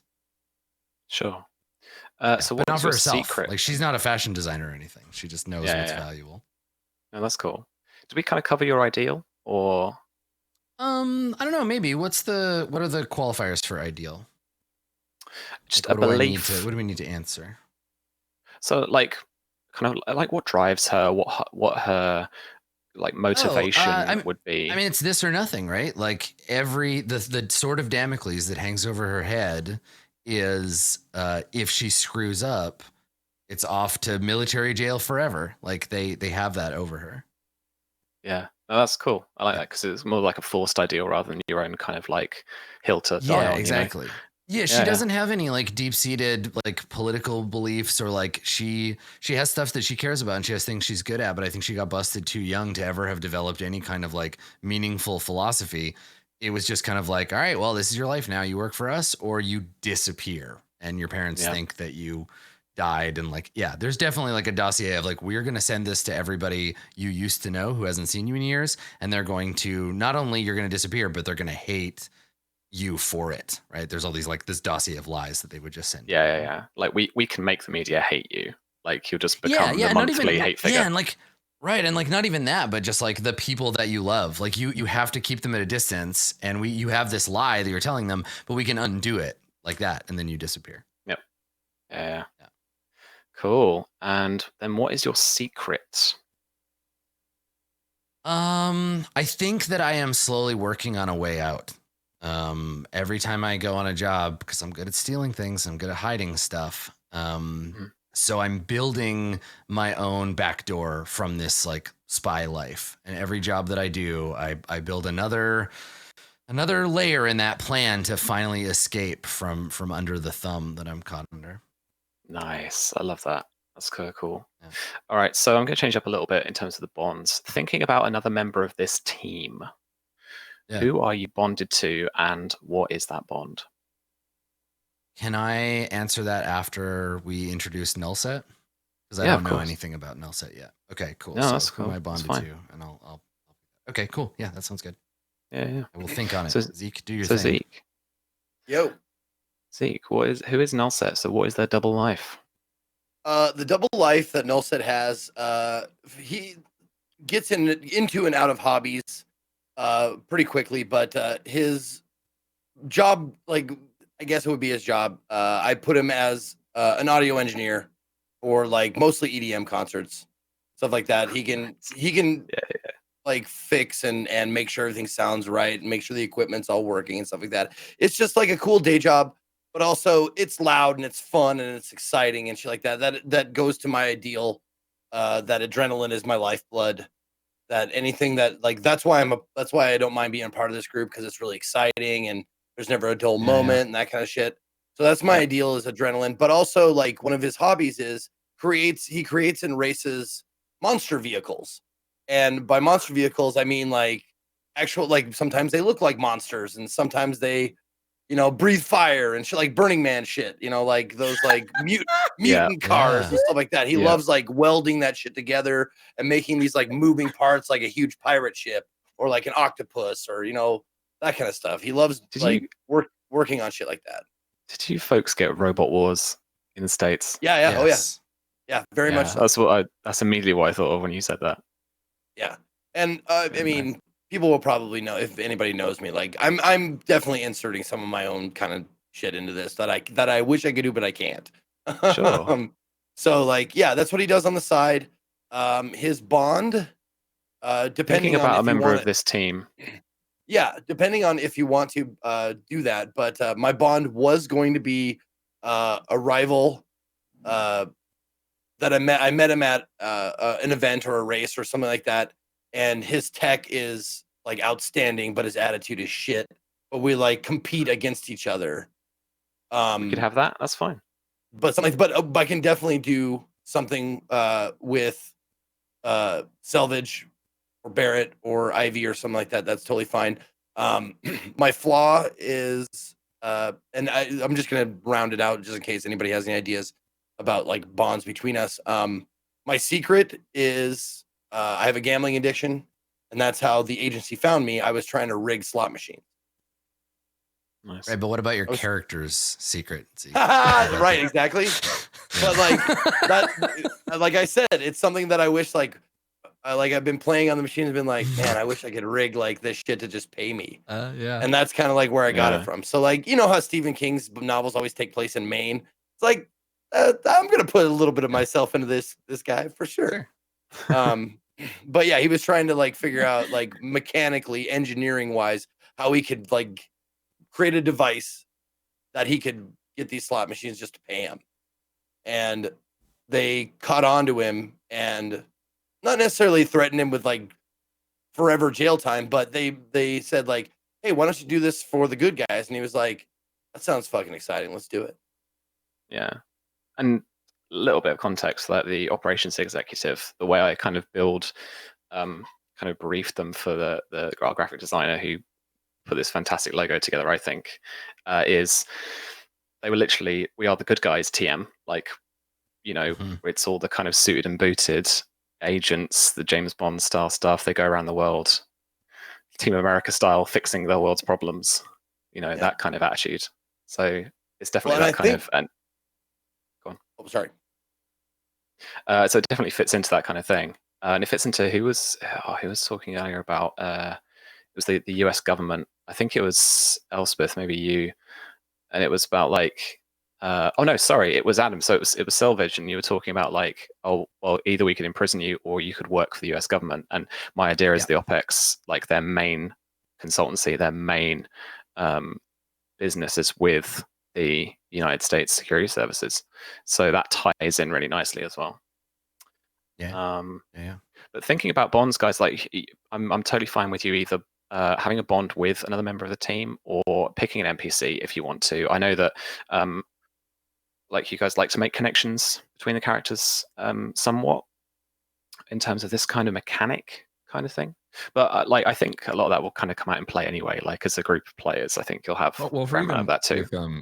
With Barrett's like secret, whatever, there could be people on the team could be aware of that and use it against him to, you know. Yeah. All right. So we do have a couple of bonds just to figure out. So Nullset, Selvage. Selvage, what about you? Yeah. You thought? So I think I'm gonna have my bond be with Nullset. Because it seems like Ivy and Barrett are too disconnected from Selvage's like previous life. And I want the bond to be less work related and more personal. So I think probably I don't like the kind of music that you like, and I don't like the kind of events that you like going to, but I'm interested in the emergent like clothing patterns that happen at them. So I like going and seeing the way the people that are at these events are dressed and watching those trends develop. And so I'll go like, and I'll be there with apocalyptic shit. Yeah, dude. Yeah.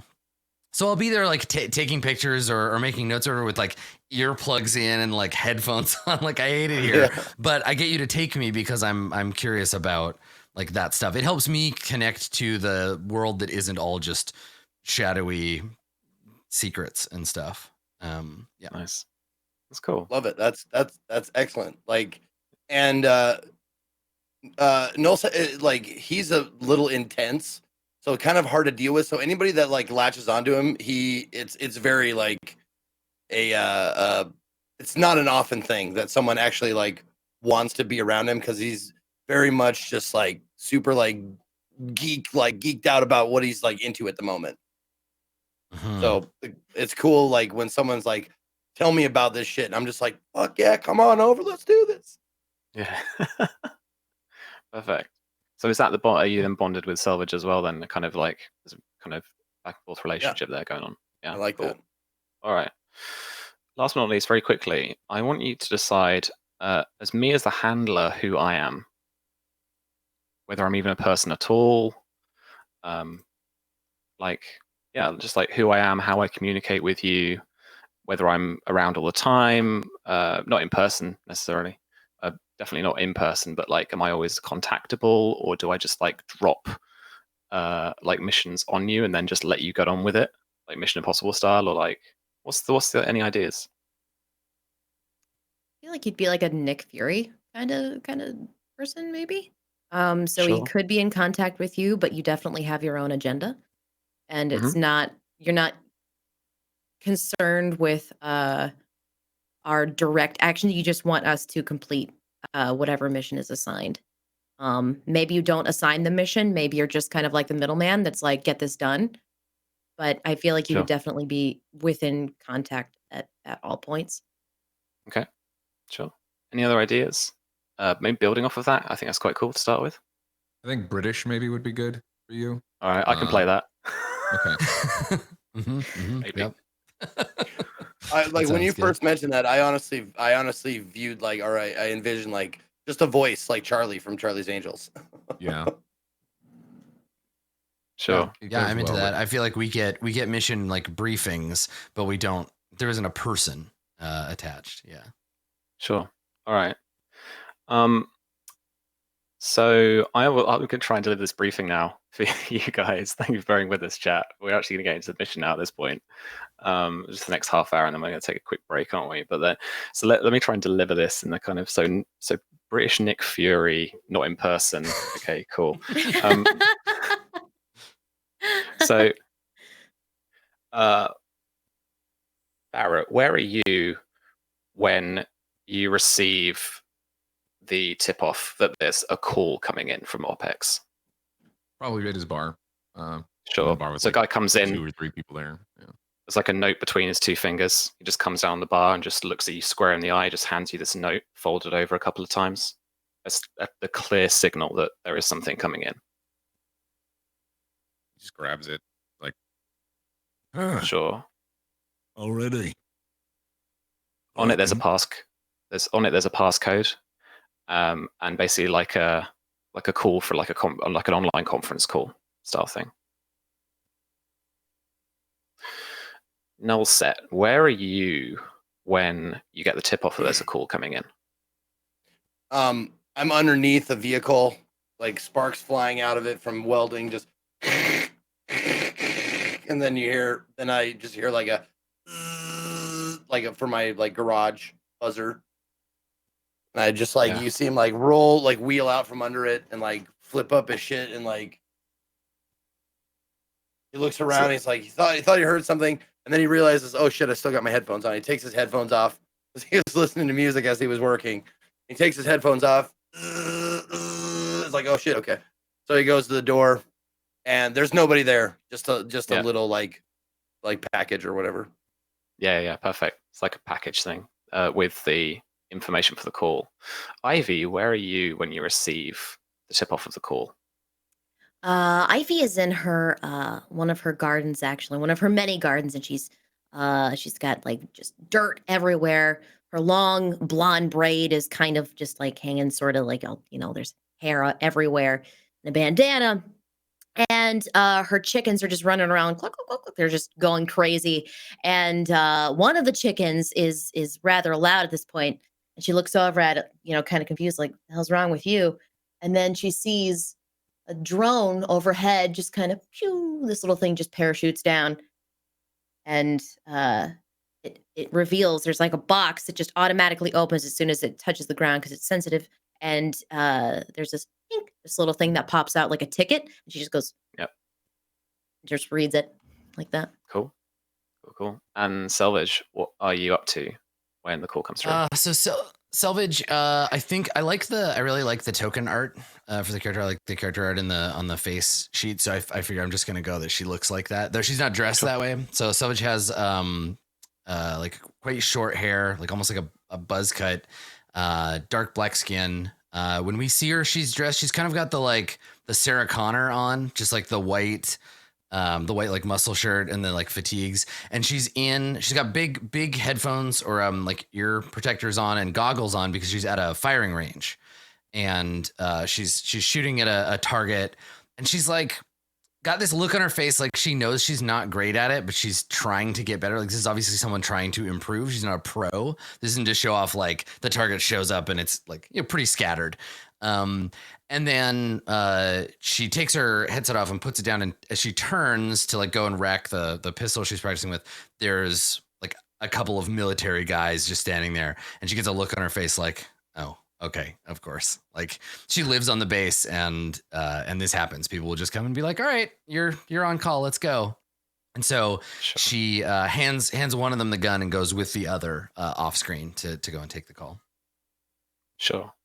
So you all individually head to like a secluded room or a private place where you can take this video call. On the other end is a black man with a bald head, an eye patch. Oh shit! You actually are going Nick Fury. Like, straight up. Sure. I mean, like, it's a very popular aesthetic. Dope. It's a popular aesthetic. Sure, but with a very tonally accurate British accent. It doesn't greet you even. As soon as the OPEX logo comes in and then fades into him, he just starts. The top secret chemical weapons testing laboratory on South Fox Island, Michigan, has been taken over by a rogue group of agents demanding the US government hand over the non-official cover list for all operations executive agents operating around the world on their behalf. Those responsible have called themselves the Kill Team, determined to identify and eliminate all OPEX agents. Our sources within the US security services tell us that for the first time in history, the US government is willing to cooperate given the threat that these agents pose. Kill Team has possession of the US research stock of sarin, carefully curated and contained by the US Army Medical Research Institute of Chemical Defense. The laboratory on South Fox Island is classified, and as that he says that, there's like lots of like flashing like images of like blueprints and like drone imagery and all that kind of cool stuff, and is used by the US security services to identify and decommission chemical weapons. When Kill Team hit the base and took control, the laboratory was due to decommission a stock of missiles compatible with the installation of sarin. And there's like missile schematics coming up on the screen at this point too.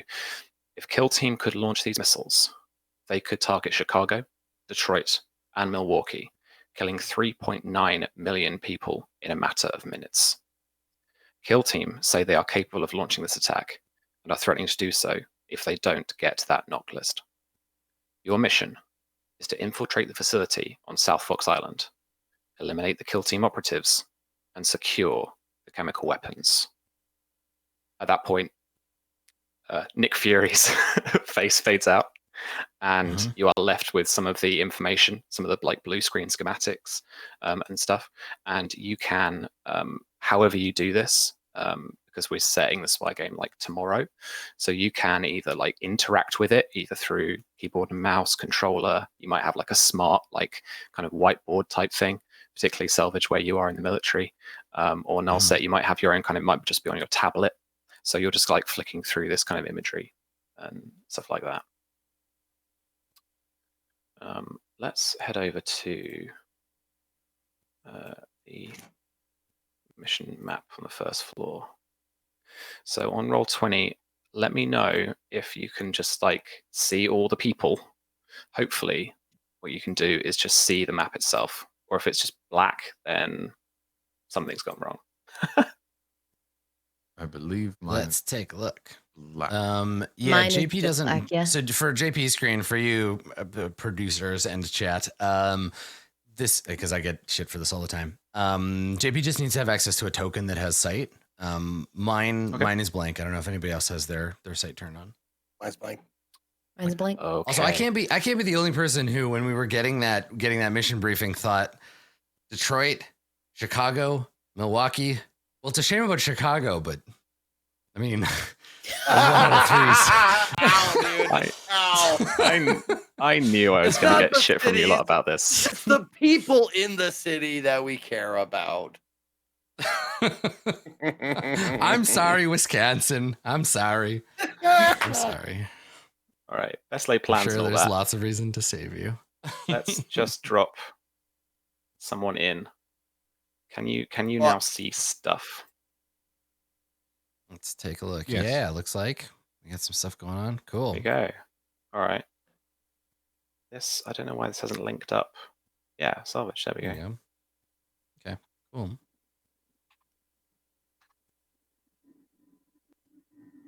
Just taking a little while to load on my side. Let's pop null set in as well. Just on this. There we go. Kind of, yeah, just on the kind of eastern side there of the base. Oh, salvage is in twice. Let's delete you and pop in Ivy. There we go. It's 2 out. Cool. Come on. Yeah, and I don't think my token has sight. Like I can see it on the stream. Ah, Yay. Sweet. let's make sure we give you sight. That's right, you do not. Now you do. Yeah, there we go. I've taken a Sweet. ride on this Roll20 bus once or twice before. Sure. Cool. So we're this is like we're looking at the schematics of the place Yeah. and getting kind of like the dossier information and everything. Yeah. Is that what we're looking at? So Okay. yeah, essentially the base is made up of a kind of like L-shaped corridor, like an upside down L-shaped corridor. You're free guys to move around the outside of the facility to get a kind of lay of the outer walls. Basically, there's a kind of extension up on the northeast side. There's a kind of like a storage area on the very north side of the base.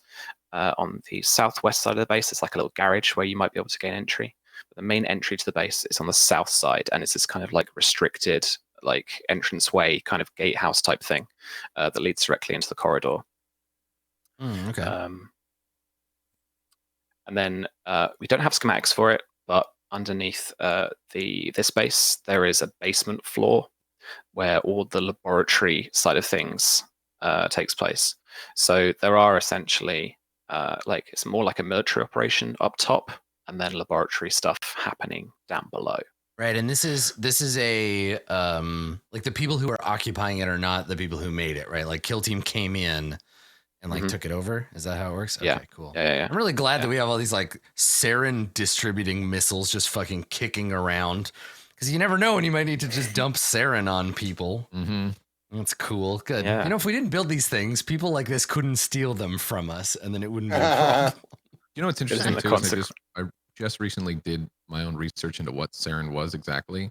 Not because of this, it's just timed up this way, and it's scary.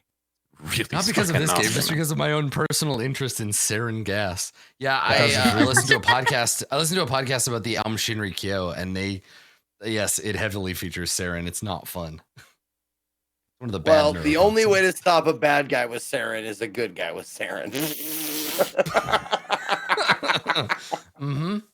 Yep. Good. Sure. So this is your sarin handout. It's very quick Google for this. And then we do also have the gadget pick for today. So you're given a list of possible options, and a conference call is now displayed with 4 of you involved. This is our gadget pick. You will be equipped with 2-way radios with earpieces and throat mics. Throat mics, basically, you could whisper, and it would pick up the resonance, and it would communicate quite effectively to people. So it's a very good sneaking radio, basically. And then feel free to read out and go through these while my voice takes a break. But you get to pick any 4 of the following gadgets. So have a little look. Tell us what you like the look of, and give it a read out.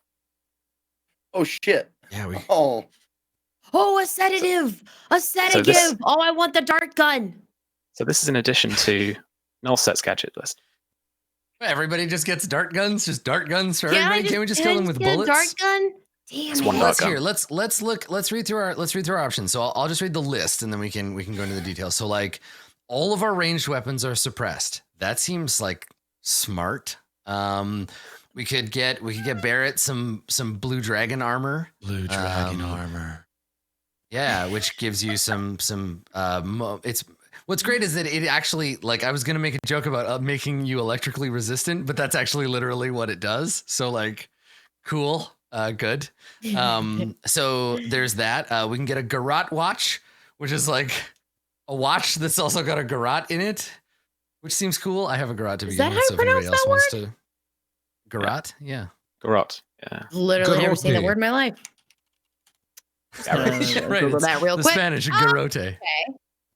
Yeah. I got it. The garrote, yeah, it's like a piece of wire, and you normally have it between like 2 pieces of like wood. Oh God, the definition is he had been garroted with piano wire, so it's like kill someone by strangulation. Yeah. All right. There's a really good garrote scene in Boardwalk Empire where a guy tries to get his hand up under the garrote, and it like gets into his finger and he cuts his fingers off. It's fucking nasty. Anyway, you can have one of those that's also able to tell the time. We got hyper, because you never know. Like, what time is it? Oh, it's choke o'clock. It's choke o'clock. Little Mickey Mouse hands going around. You just yank the wire out of there. So we got hypergel dressing, which I think you put on your hypergel salad and it tastes real good. We have a fiber scope, a laptop gun, which is either a laptop that's also a gun or a gun for killing laptops. I'm not sure which. A dart gun, and then 3 flashbang grenades. So what do we think? So are these all for we get 4 of these for the group.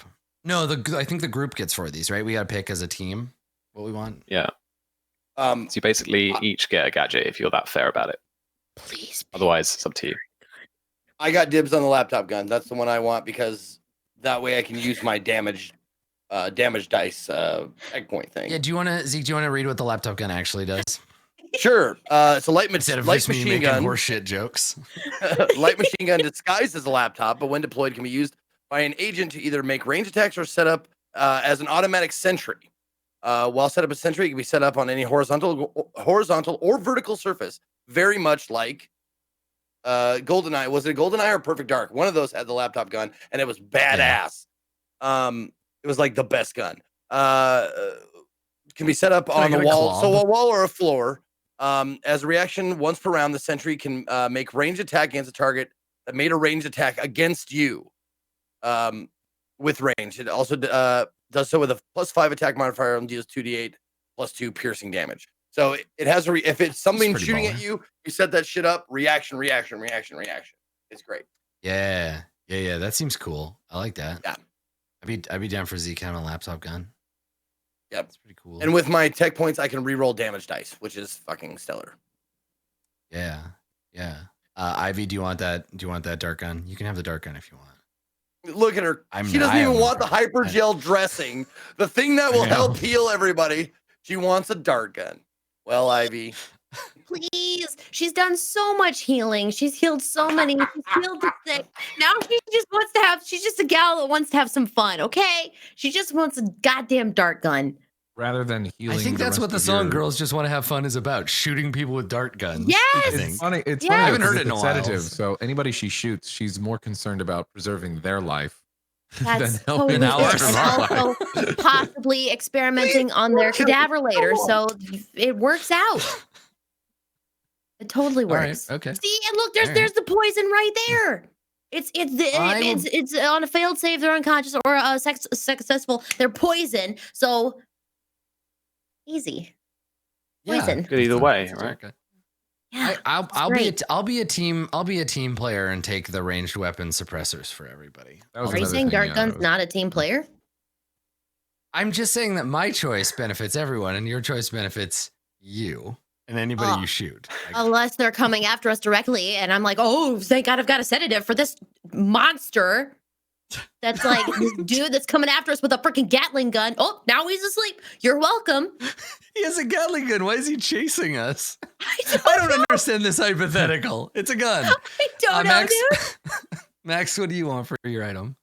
So if I'm understanding this correctly, when you choose the gadget, like you just did the all range weapons are suppressed, that applies to all of us? Or is that does, just that person? Okay, cool. Yeah. All the other ones are individual. I'd probably either go with hypergel dressing or blue dragon armor for everybody. Man, blue dragon armor sounds so cool. I kind of want to. It does. It either sounds super cool. Yeah, it either sounds super cool or it looks really dorky. Like doesn't matter. You look like a can of Axe body spray or something. I think so. It's got to look kind of like metallic blue, right? It kind of does, right? Like I think that's the law.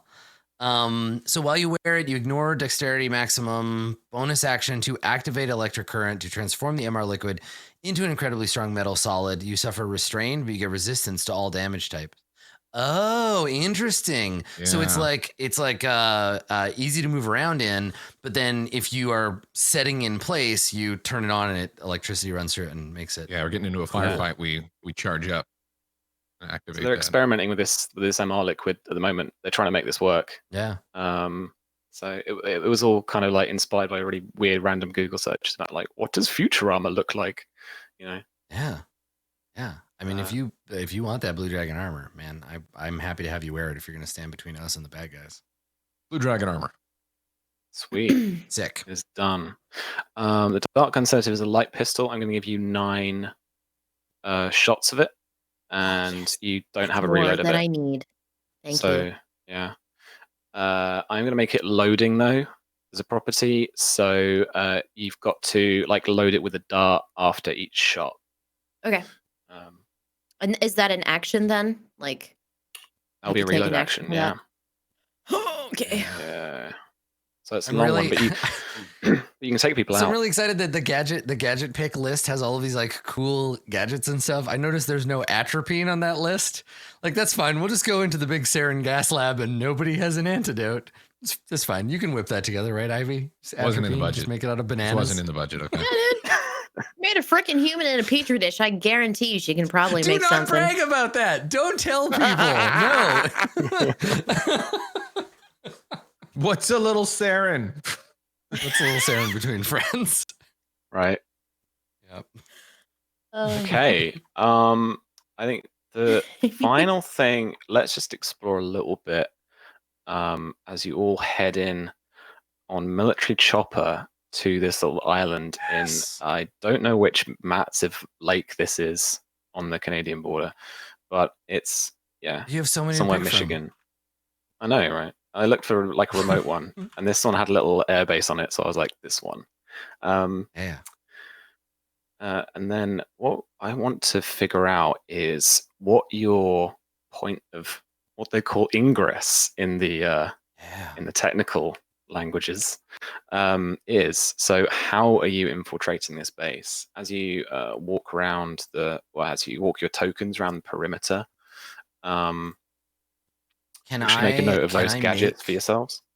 Can I make an infiltration test to like get some information about the approach? Like, because I would review all the materials looking for, especially like vulnerable personnel, but also like the base's like general layout and stuff. Because not us, but like some allied force built this base, so we'd have access to that kind of stuff. So I imagine infiltration would be the appropriate skill for that. Exactly right. So yeah, so roll infiltration for me. I'm gonna. And let's see. Does anybody else have infiltration, or is it just me? Because it'd be cool to have some help on this roll. Is that under tools or? It might be under your special. It's under tools because it's a special skill for this game. Yeah. I do not have infiltration. No, I have espionage. I'm the infiltrator. Right, you are the infiltration specialist. This is why you're here. See how we do. Okay. Okay. So like I didn't blow it. I got an 11. No, 11's good. It's all right. Yeah, it's all right. You essentially are going to have like 3 points of entry into this base. Okay. There's no real way to get into the basement without going into the first floor. The obvious first floor entrances are at the front of the base. At the south, you can walk your tokens around if you want to. Either you've got the garage, which is on the west side of the base, or just where you are, Adam. For our American listeners, the word that Sam means there is car hole. Car hole is the word that Sam means. Yeah. Or as translation. Or as Adam would say in Japanese, the place where the cars live. That's right, the place where the cars live. That's right. And yeah, you've got a big car hole door on that west side, or you've got this like restricted like blast door front that is only like a corridor's width, 10-foot wide kind of thing. With the 11, I'm going to give you as well. There is a possible ventilation access point. Hell yeah! I was about to say, can we please rappel from the helicopter onto the roof, or maybe parachute in? I'm not picky. Land on the roof and then go in through the air ducts like sneaky snakes. Can we do that? All right. Are we in a helicopter? Did I miss that? You are, yeah. You're being choppered into the island. This is why we don't let you play with the stun gun. You should just. Okay. You're gonna shoot yourself with it. All right. Sick. Yeah, I definitely want to go in through the roof if that's possible. Yeah, if we can. All right. So there's no roof access in terms of the ventilation stuff. Okay. The actual ventilation that leaves, or so the air that enters and leaves the base, is via some really teeny tiny holes actually at ground level. The vent I'm talking about is actually one that will kind of feed you into the storage area right at the back of the first floor.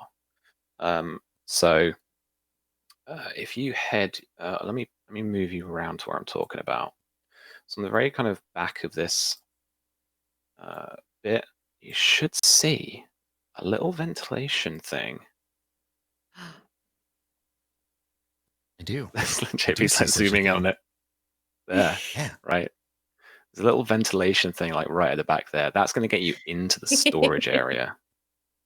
Nice. Yee. This is Perfect. this is like null set drawing on a tablet. This is like this ventilation duct. Well, if you go around the other side there, you can see right there. There's a little ventilation thing. You can get in there easy peasy if you want to squeeze there. We can all get in that JP way. is our Easy buzzer. peasy if you want a squeezy. Is that what you're trying to say, Nelson? You want a squeezy? Yeah. All right. Yeah, let's do that. I think that's a great plan. I think we can stealth in that way and then see what we got inside. All right. So you rappel down around the north side of the base, around the back of it, and then slowly make your way with a bit of tree cover up to this ventilation. You don't see any guards patrolling the perimeter of the base. So any forces they've got are going to be solely occupying the base. One thing you will have learned during your study. I was just gonna say, why don't we do like we do the landing here, right? We land, we come through the trees, we see our objective, and then we can take our break here, and then we can do the actual exactly right investigating. Oh yeah, the break. Yeah. So let's do that. one Let's quick take a thing break here. Yeah. Well, one quick thing, if I can, what you've learned from some of the briefings, some of the looking at the schematics and stuff. This place can be hermetically sealed from the environment. So these vents can close and stuff, but also those blast doors at the front can close. So it's very telling that there are no guards around the perimeter, around the outside of the base. But yeah, as you sneak your way through the tree cover, coming up to the back of this base, the vent is a squeeze just in front of you. It's very low down, just the kind of first foot and a half of where the ground meets the wall of the base. And there's that little vent duct just on the outside. And yeah, so we'll take a break. Cool. All right. Well, we'll take our break here. And when we get back in, we'll have a little squeezy time with this vent, and then probably I'll get shot. But I'm optimistic. Squeezy time. Or die by Sarah. Cool. Stick around for part 2 of Roleplay Presents the Spy Game. Back right after this.